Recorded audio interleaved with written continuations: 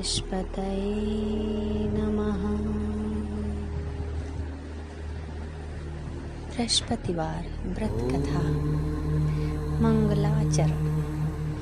प्रथम गिरा गणपति सुमिर, गौरीपति अभिराम। पवन तनय रघुवंश मणि, मनमोहन घन श्याम। गुरु बृहस्पति की कथा, जन जन बन दातार। राम लग्न भाषा रचो, जन मन गण सुख सार। बृहस्पतिवार की व्रत महिमा। बृहस्पतिवार व्रत करने से मनुष्य की सब मनोकामनाएं पूर्ण होती हैं।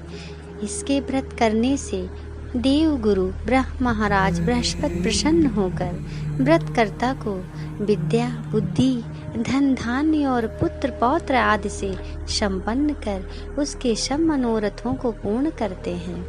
इसमें कुछ संदेह नहीं है।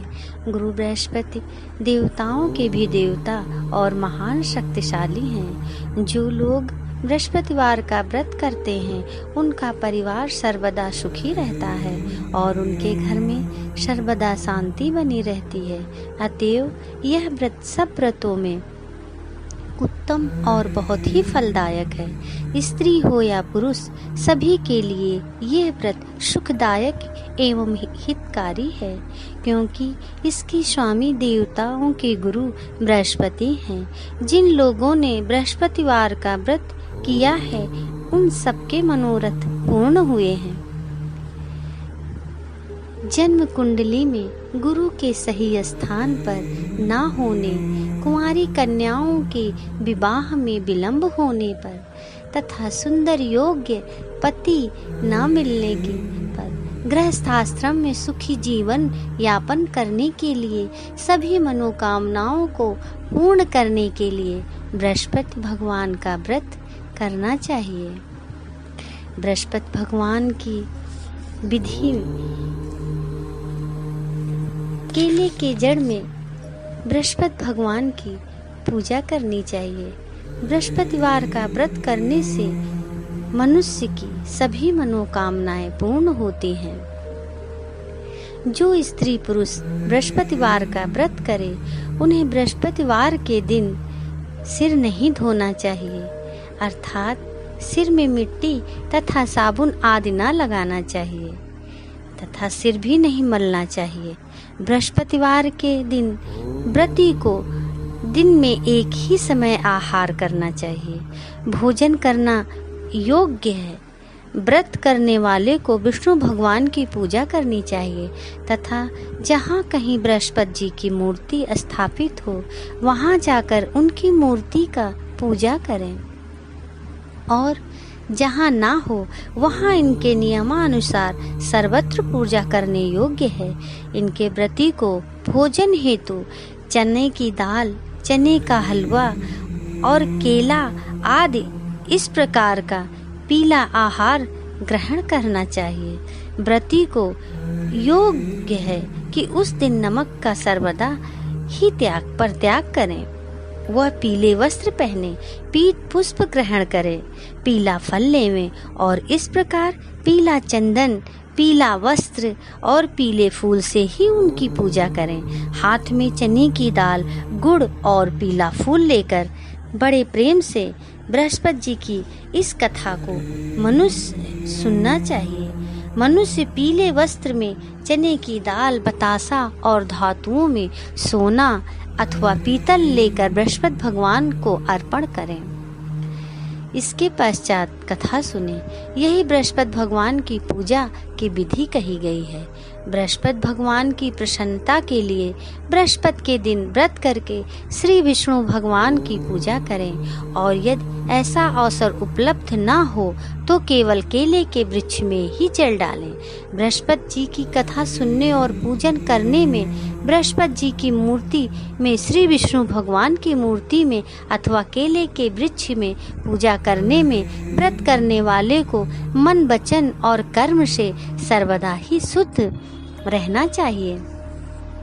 और जब तक कथा सुने वहाँ से उठे नहीं और ना ही बोलें, अर्थात मौन भाव से ही कथा सुननी चाहिए। इस प्रकार बृहस्पति जी के व्रत में उनमें विश्वास और हित कामना की भावना रखें। बृहस्पति देव की प्रसन्नता के लिए व्रती को अथवा कोई भी दुखी हो या सुखी मनुष्य पोखराज की अंगूठी धारण करे, इससे भी बृहस्पति जी उस पर बहुत ही प्रसन्न होते हैं। और बृहस्पति जी को पीला ही नैवेद्य अर्पण करना चाहिए। बृहस्पतिवार के दिन व्रत रखकर स्नान आदि से निवृत्त होकर इस कथा को सुने तथा पीली वस्तुओं से मूर्ति के होने पर केले की पूजा करें। इस प्रकार बृहस्पति जी को पीला पेड़ा, गुड़, चने की दाल, पीला वस्त्र तथा पीला नैवेद्य अर्पण कर अपनी भलाई के लिए बृहस्पति देव जी के दर्शन करें, उनसे प्रार्थना करें, लोगों में वही पीला प्रसाद वितरण करें। इसमें श्रद्धा और भक्ति सहित जिनकी शक्ति हो उसके समान ही पूजा करें। जितनी भी शक्ति हो उतनी उसी के समान पूजा करनी चाहिए। इसमें बृहस्पति भगवान प्रसन्न होते हैं। बृहस्पतिवार व्रत कथा। पूर्व काल में एक बड़ा प्रतापी राजा राज्य करता था, जो बड़ा ही दानी और ब्राह्मण गुरु, देवताओं तथा पितरों की पूजा करने वाला था। उसकी साधुता, धार्मिकता समस्त देश में प्रसिद्ध हो गई थी। उसके द्वार से कोई याचक निराश होकर नहीं जाता था और नित्य ही वो देव मंदिरों में दर्शन करता था। प्रत्येक गुरुवार को वो बृहस्पति भगवान का व्रत रखकर पीले वस्त्र, पीले फल, फूल और नैवेद्य आदि से उनकी पूजा करता हुआ दीन दुखियों में सहायता में सर्वदा तल्लीन रहता था। परंतु जितना ही वो धार्मिक था, उसकी रानी उतनी ही अधार्मिक और बुद्धिहीना थी। उसे अपने राजा की ये बातें और धार्मिक दान पुण्य करना अच्छा नहीं लगता था। वो दिन रात अपने ऐश आराम में लगी रहती थी और सब मनमाने कार्य किया करती थी। दान पुण्य और देव दर्शन तथा दीन दुखियों की ही सहायता में उसका मन कदापि न लगता था और वो बड़ी ही कृपण थी। वो धर्म कार्य से राजा को भी मना किया करती थी और कहती थी, ये सब क्यों करते हैं? किंतु राजा धार्मिक था, वो नियम पूर्वक अपने सब कार्य करता था। इसका नतीजा यह था कि धर्मशीलता से उस रानी का तो कभी कोई अनिष्ट नहीं होता था और सारी प्रजा सुख से अपने अपने घरों में निवास करती थी। एक दिन राजा जब वन में शिकार को चला गया और रानी अपने दासियों सहित घर पर निवास करती थी, तब संयोग बस उसी दिन वहां एक साधु का वेश धारण किए हुए बृहस्पति जी राजा के द्वार पर भिक्षा मांगने के लिए आ पहुँचे। उन्होंने राजद्वार पर आकर राजा की जय मनाई और भिक्षा की याचना की। राजा तो घर पर था नहीं। रानी ने कहा, हे साधु, जाइए, इस समय राजा यहाँ नहीं हैं, जो भिक्षा और दान देते हैं। बिना उनके कौन देगा? साधु महाराज ने कहा, रानी जी, आप तो विद्यमान हैं, मुझ भिक्षुक को कुछ भिक्षा देने में आप भी समर्थ हैं। रानी ने कहा, महाराज, मैं इस तरह के झंझटों में नहीं पड़ना चाहती। इस दान पुण्य से तो मैं बहुत ही घबरा गई हूँ।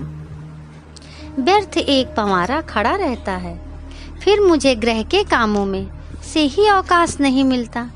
ये सब काम राजा साहब ही करते हैं, उन्हीं के लिए योग्य है। परंतु मैं समझती हूँ कि इस धनी से तो निर्धन रहना ही अच्छा है, क्योंकि ये सब बहुत सा बखेड़ा तो नहीं करना होगा। क्या आप कोई ऐसा उपाय बताएंगे जिससे ये धन ना रहे और मुझे शांति और चैन मिले? यदि आप जानते हो तो बतलावें। बृहस्पति भगवान साधु के भेष में आए। ये सब सुनकर उन्हें बहुत ही कष्ट हुआ और वो बोले, ये तुम क्या कह रही हो? भला संसार में ऐसा भी कोई होगा जिसे संतति और धन ना प्यारा हो? भला इससे भी कोई दुखी होता है? हे देवी, इन दो बातों को तो सभी को चाह रहती है, चाहे कोई धर्मात्मा हो या अधर्मी, सभी को धन की इच्छा करते हैं।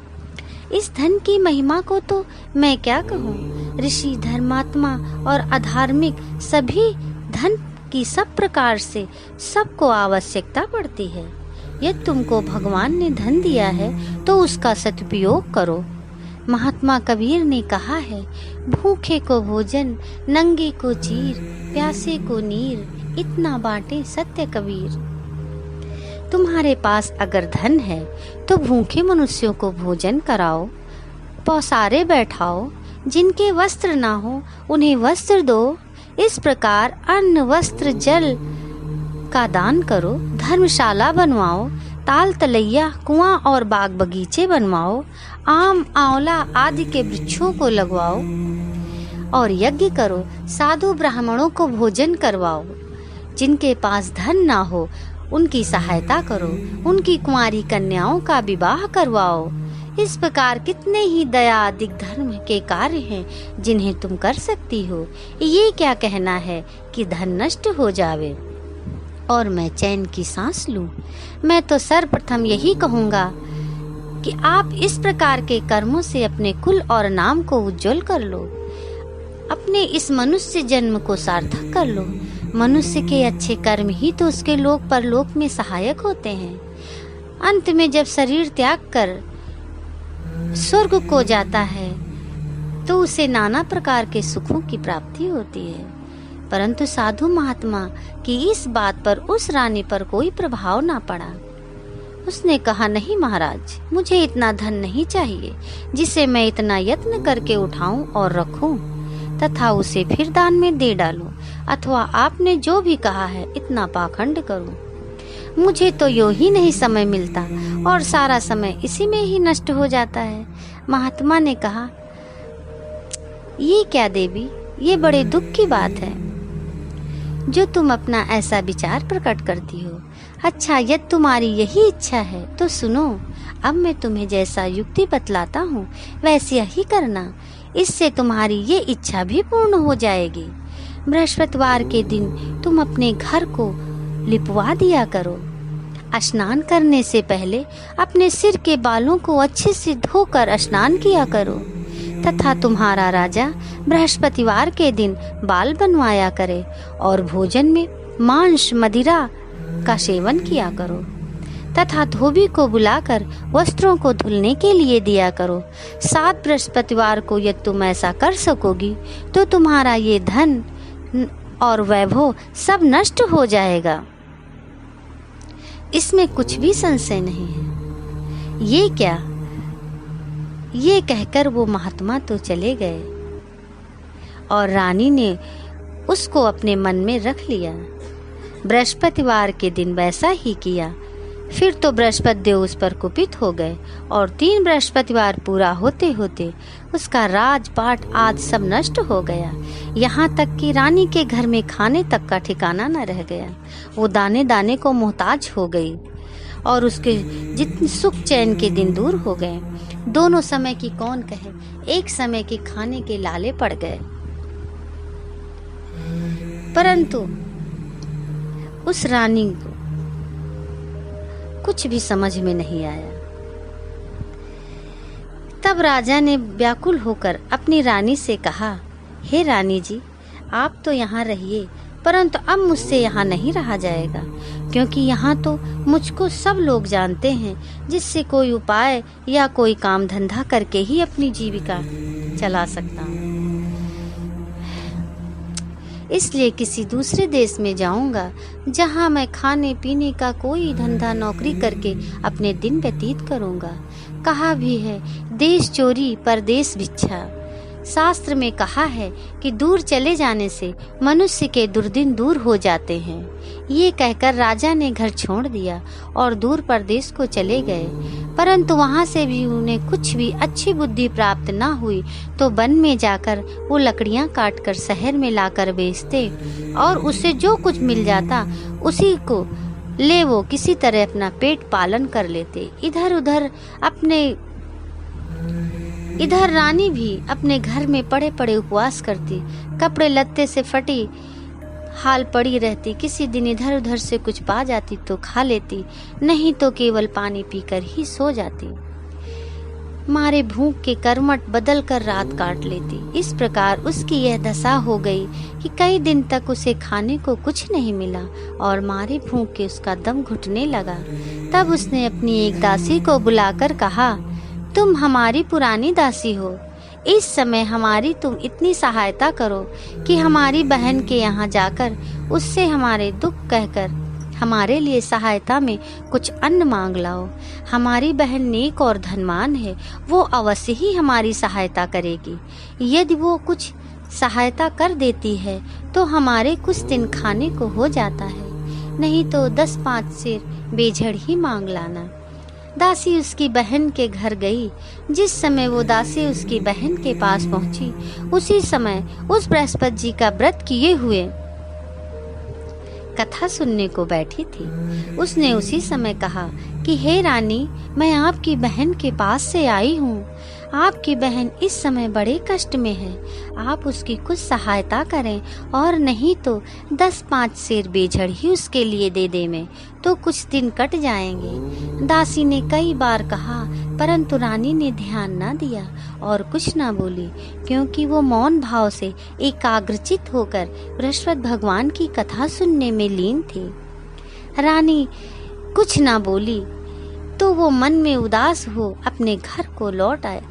उस रानी के पास चली आई जिसने उसे भेजा था और आकर रानी से कहा, आपकी बहन तो बड़ी घमंडी है, वो सहायता और बेझड़ क्या देती, उसने तो मुँह से एक बात भी न की। उससे सुन रानी ने कहा, ये उसका दोष नहीं है, ये सब अपने बुरे दिन की बात है।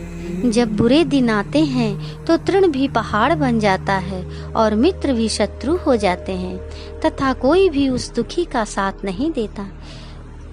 उधर जब रानी बृहस्पति जी की कथा सुनकर उठी तो उसे ख्याल हुआ कि मेरी बहन की दासी आई थी और व्रत की कथा सुनने में मैंने उससे कुछ बात भी नहीं की। इस बात को विचार कर किंचित शांत रही और जानकर भाव भक्ति से पूर्ण सप्रेम विष्णु जी का पूजन किया। उसने भगवान की पूजा की, विसर्जन कर वो सीधे अपनी बहन के घर गई और कहा, हे बहन, तुम्हारी दासी मेरे पास गई थी, परंतु मैं बृहस्पति का व्रत किए बैठी थी और मौन भाव से कथा सुन रही थी। उस कथा में जब तक कथा पूरी ना हो जाए बोला नहीं जाता और ना ही वहाँ से उठा जाता है। इस कारण वो लौट आई और कहा, बहन, उसे आपने मेरे पास किस लिए भेजा था? रानी बोली, बहन, मेरे पास अन्न नहीं था। तुम तो जानती हो कि इधर हमारे घर की दशा बड़ी शोचनीय हो गई है, इसलिए मैंने दासी को तुम्हारे पास 5 सेर बेझड़ लेने के लिए भेजा था, परंतु वो खाली हाथ लौट आई। मैंने सोचा कि तुम किसी काम में फंसी होगी जिससे दासी को यूं ही लौटा दिया होगा।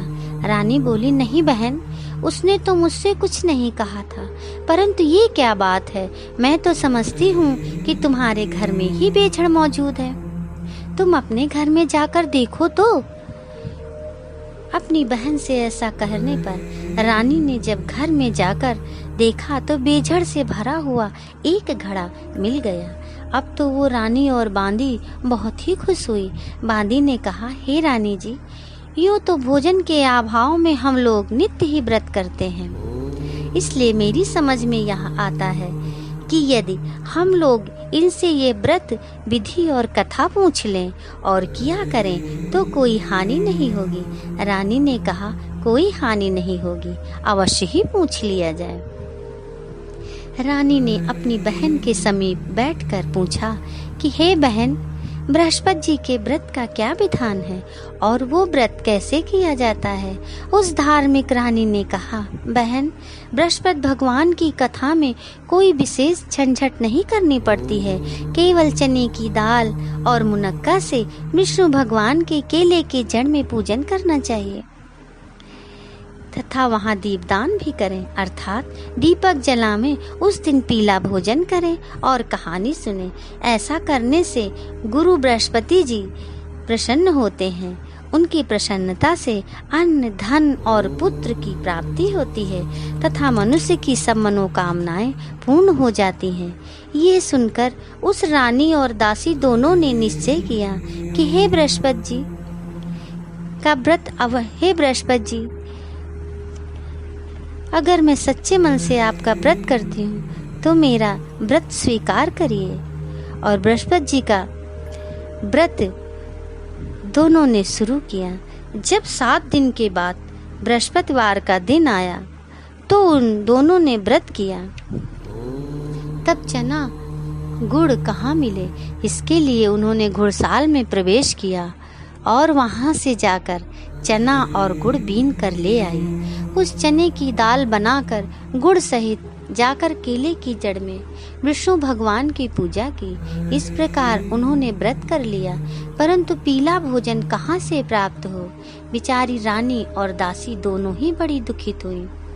परंतु व्रत के प्रभाव से भगवान बृहस्पति तो बड़े ही प्रसन्न थे, इसलिए थालों में पीला भोजन लिए स्वयं भगवान उपस्थित हुए और दासी को देकर बोले, ये तुम्हें और तुम्हारी रानी दोनों के लिए है, अब इसी को भोजन करना। दासी प्रसन्न हो वो भोजन रानी के पास ले गई और सब बातें कहकर भोजन दिया। बांदी और रानी दोनों ने बड़ी प्रसन्नता से भोजन किया। फिर तो वो हर बृहस्पतिवार को व्रत रखती और देवगुरु बृहस्पति के लिए भगवान विष्णु की पूजा करती। इस पूजा से फिर वो रानी हो गई। उसके घर में ज्यों की त्यों सारी संपदा भर गई और दासी भी बड़ी धनवान हो गई। परंतु ब्रह्मा के लेख और कर्म की रेखा को मिटाना बड़ा कठिन होता है। रानी फिर आलसी हो गई। तब दासी ने कहा, देखो रानी, तुम पहले से भी इसी प्रकार आलस्य करती थी, जिससे सब कुछ नष्ट हो गया। बहुत परिश्रम के बाद तुम्हारे ये सुदिन लौटे हैं। अब फिर वही आलस्य ना करो। दीन जनों को दान देकर सब पुण्य कर्म करो। भूखे को भोजन और प्यासों को पानी दो। पौसारे बिठाओ। ब्राह्मणों को दान मान और सम्मान भोजन दो। रानी ने फिर खूब सुकर्म किया। उसका यश फैल गया। वह अपने पति राजा के लिए चिंता में पड़ी कि राजा कैसे होंगे। उसने गुरु बृहस्पति से राजा के मिलने के प्रार्थना की। भगवान ने रात्रि में राजा को स्वप्न दिया। राजा प्रातः काल होते ही अपने देश को चला। मार्ग में उसकी देव बृहस्पति जी से भेंट हो गई। उन्होंने राजा से अपना व्रत करने को कहा। व्रत में चने की दाल, गुड़ और केले के वृक्ष में भगवान विष्णु की पूजा करने को कहा। राजा ने कहा, मैं तो लकड़हारा हूँ, मैं तो लकड़हारे का काम करता हूँ। इतना पैसा कहाँ से पाऊंगा जो ये सब विधि विधान से करूँगा। साधु के भेष में आए हुए देवगुरु बृहस्पति जी ने कहा, अगले बृहस्पतिवार को व्रत करके तुम देखो तो सही, तुमको रोज से दुगना धन मिलेगा। बृहस्पतये नमः। उधर वो राजा जो लकड़हारे का कार्य करके अपनी जीविका चलाता था और साधु महात्मा के कथन से जब बृहस्पति का व्रत किया तो उसके लकड़ी का व्यापार में दूना चौगुना लाभ होने लगा। परंतु किसी 1-2 बृहस्पतिवार का व्रत उसने नहीं किया तो गुरु बृहस्पति की नाराजगी से उसे बड़ा कष्ट हुआ। एक दिन उस नगर के राजा ने यज्ञ किया जिसमें उसने ये घोषणा कर दी कि कोई मनुष्य अपने घर भोजन ना करे, ना अग्नि जलावे, सभी मेरे यहाँ घर आकर भोजन करें। तो जो इस आज्ञा का पालन नहीं करेगा उसे फांसी पर लटका दिया जाएगा। राजा आज्ञा से सभी भोजन करने को गए। यही एक लकड़हारा था जो कुछ देर से पहुंचा, इसलिए राजा अपने घर लिवा गए और जब भोजन करा रहे थे तो रानी की दृष्टि खूंटी पर पड़ी जिस पर 9 लखा हार लटका हुआ था। वो ना दिखा। रानी ने सोचा कि इसी मनुष्य ने हार चुरा लिया है। फिर उसी समय उसको जेल खाने में डाल दिया गया। जब राजा जेल खाने में गया तो विचार करने लगा कि ये तो ना जाने मेरे किस जन्म का दुष्कर्म था जिससे मुझे ये दुख प्राप्त हुआ। उसी समय बृहस्पति जी साधु के भेष में उसके समक्ष आए और कहा कि तुमने बृहस्पति जी का व्रत नहीं किया, इसी से तुमको ये दुख प्राप्त हुआ है। खैर अब कल ही बृहस्पतिवार है, इसी जेल खाने के फाटक पर तुमको 4 पैसा पड़ा हुआ मिलेगा, उसी से तुम व्रत कर लेना। उधर राजा का स्वप्न दिया कि हे राजा, जिसे तुमने जेल खाने में बंद किया है वो व्यक्ति सर्वदा निर्दोष है, वो राजा है, उसको छोड़ दो। रानी का हार खूंटी पर है, यदि नहीं छोड़ोगे तो तुम्हारा राज्य नष्ट हो जाएगा। राजा ने स्वप्न देखकर सवेरे उठकर देखा तो हार सच में खूंटी पर ही दिखाई दिया। उसे देखकर राजा को बहुत ही अचंभा लगा। राजा ने प्रसन्न होकर लकड़हारे को बुलाकर क्षमा मांगी तथा उसे राजा के योग्य सुंदर वस्त्र आभूषण देकर विदा किया। राजा अपने नगर को चला गया। जब वहां पहुंचा तो क्या देखता है कि अब तो यहाँ सब सुख छाया हुआ है। चलते चलते वो घर पर आए। यहाँ रानी ने राजा के स्वागतार्थ पहले से ही बांदी को द्वार पर भेज दिया था। बांदी बड़े स्वागत से राजा को महल में लिवा गई। राजा ने कुद्र हो रानी से पूछा, ये धन वैभव तुमको किस प्रकार मिला? उसने कहा, ये सब देवगुरु बृहस्पति जी के व्रत करने की महिमा है। राजा ने कहा, बड़ी अच्छी बात है, अब मैं भी ये व्रत नियम पूर्वक करूंगा। और यहाँ तक कि सर्वदा राजा के दुपट्टे में चने की दाल बंधी रहती और दिन में 3 बार गुरु महाराज की कहानी कहा करता था। एक दिन वो राजा घोड़े पर सवार होकर अपनी बहन के घर उसे देखने चला।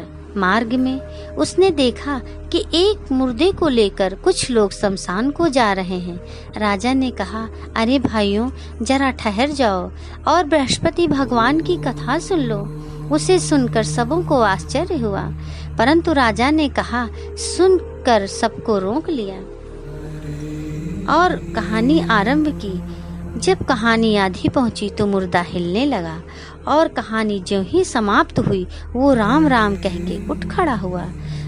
राजा वहां से आगे बढ़ा तो एक किसान जो हल जोत रहा था, राजा ने उसे कहानी सुनानी चाहिए तो उसने कहा, वाह, मैं अपना हल चलाऊं कि तुम्हारी कहानी सुनूं। राजा ज्यों ही आगे बढ़ा उसके हल के बैलों में से एक बैल पछाड़ खाकर गिर पड़ा और उसके पेट में भयंकर दर्द होने लगा। उसी समय उसकी माँ उसके जलपान के लिए जो रोटी और पानी लेकर आई थी तो उसके पेट में दर्द होता पाया और जब पूछा तो बेटे ने सब बात कह सुनाई।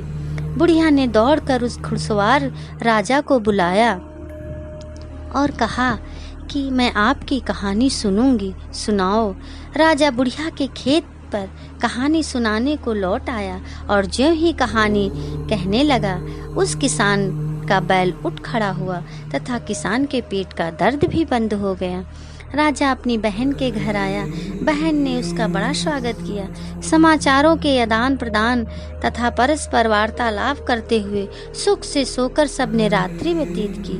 दूसरे दिन सवेरा होने पर राजा उठा तथा अन्य सभी लोग उठकर अपने अपने कामकाज में लगे। जब राजा, जो गुरु बृहस्पति का बड़ा ही भक्त था, उसने अपनी बहन से कहा, हे बहन, अब बृहस्पति देव की कथा किसी ऐसे मनुष्य को सुनाना चाहता हूँ जिसने भोजन ना किया हो। बहन ने कहा, भैया, यहाँ बहुत तड़के ही सब लोग भोजन कर लेते हैं, फिर भी मैं तलाश करती हूँ। उसने कहा कि पड़ोस में जो कुम्हार रहता है उसका बेटा बहुत बीमार था, जिससे 3 दिन से उसने घर वालों ने मारे दुख के भोजन नहीं किया था। रानी ने कुम्हार से कहा कि तुम मेरे भाई से गुरु बृहस्पति की कहानी सुन लो, क्योंकि तुम लोगों ने अभी तक भोजन जलपान कुछ भी नहीं किया है। कुम्हार ने कहा, बहुत ठीक। राजा से कहानी सुनने को आया। राजा ने उसके घर जाकर गुरु बृहस्पति जी की कहानी सुनाई।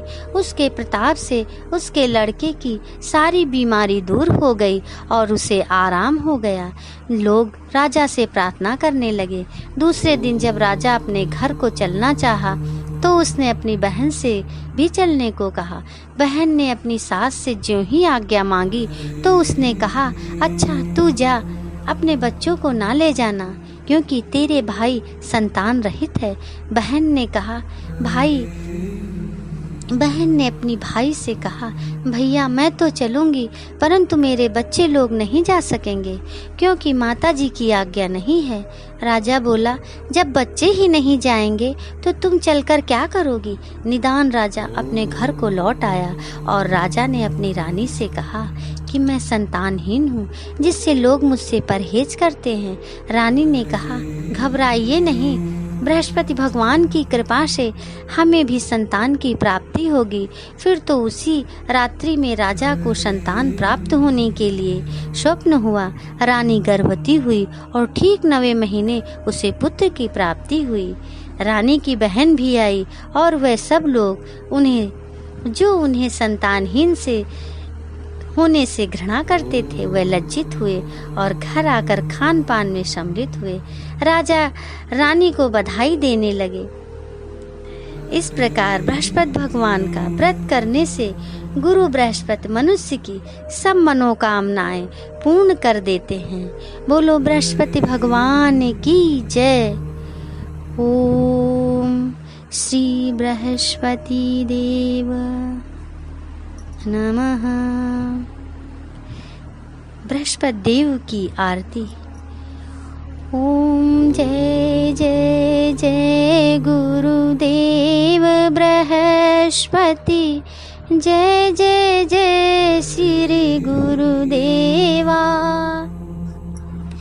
पार ब्रह्म परमेश्वर तुम सबके स्वामी, प्रभु तुम सबके स्वामी। पूजा ध्यान भक्ति ना जानो, नित्य जग में मोहित देवा। श्रद्धा भक्ति बढ़ाओ, संतन की सेवा। ओम जय जय जय श्री गुरुदेवा।